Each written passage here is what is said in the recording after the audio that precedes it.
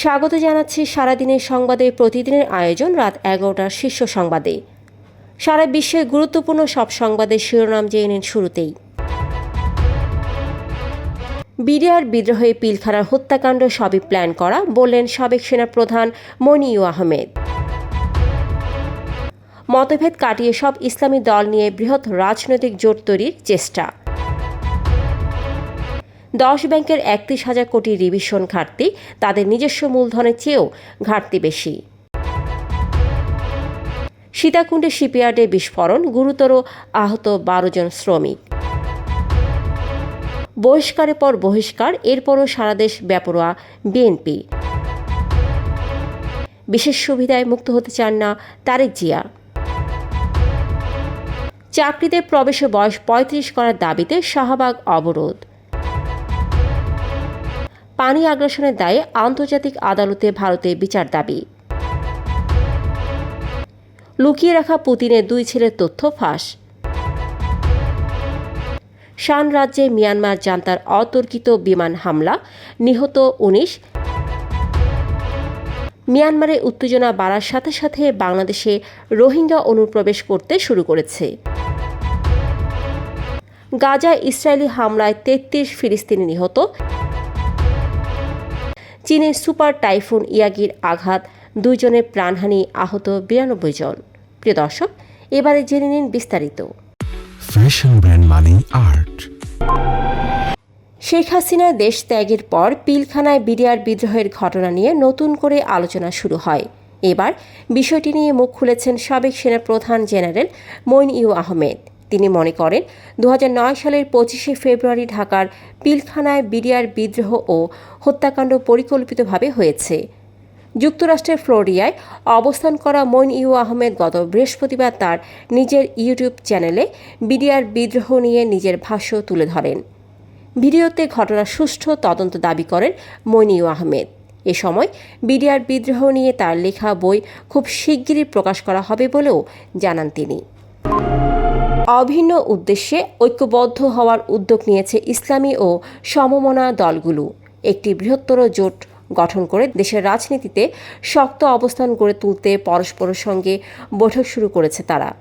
মতভেদ কাটিয়ে নিজেদের মধ্যে সুসম্পর্ক গড়ে তুলতে ইতিবাচক প্রাথমিক আলোচনা চলছে বলে জানিয়েছেন দলগুলোর নেতারা। তাদের প্রত্যাশা, গণ অভ্যুত্থানের পর পরিবর্তিত রাজনৈতিক পরিস্থিতিতে ইসলামী দলগুলো বৃহৎ জোট গঠন করলে রাজনীতিতে নতুন একটি শক্তির আবির্ভাব ঘটতে পারে। বাংলাদেশ ব্যাংকের হালনাগাদ তথ্য অনুযায়ী চলতি বছরের জুন শেষে বেসরকারি 6টি বাণিজ্যিক প্রতিষ্ঠান সহ 10টি ব্যাংকের মোট প্রভিশন বা নিরাপত্তা সঞ্চিতি ঘাটতি দাঁড়িয়েছে 31,589 কোটি টাকা। বাংলাদেশ ব্যাংকের তথ্য মতে বেসরকারি খাতের নানা সমস্যায় জর্জরিত ন্যাশনাল ব্যাংক সবচেয়ে বেশি প্রভিশন ঘাটতির মুখে পড়েছে।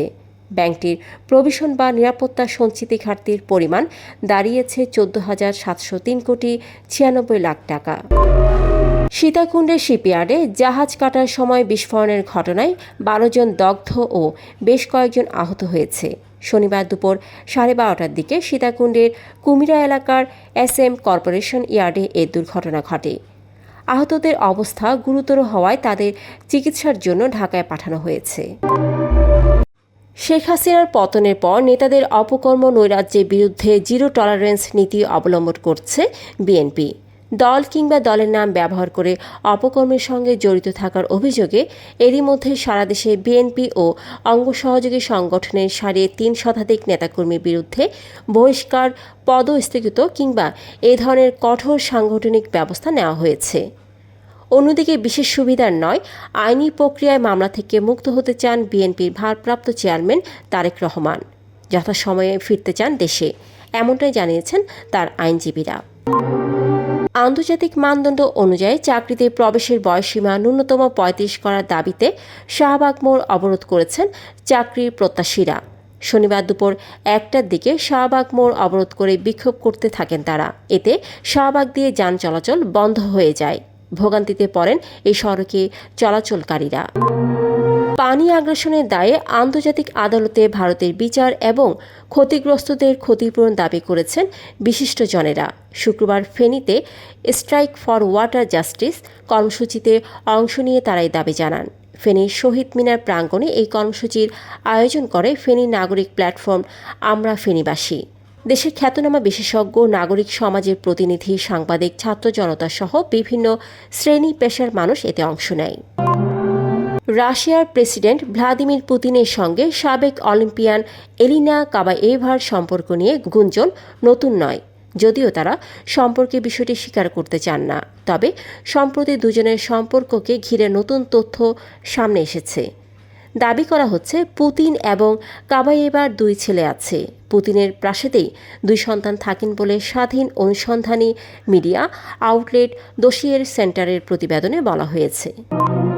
চীনা সীমান্তের কাছে জাতিগত সশস্ত্র বাহিনীর দখল করা শান রাজ্যের একটি অভ্যন্তরীণ বাস্তুচ্যুত শিবিরে মিয়ানমারের সেনাবাহিনীর বিমান হামলায় অন্তত 19 বেসামরিক নিহত হয়েছেন।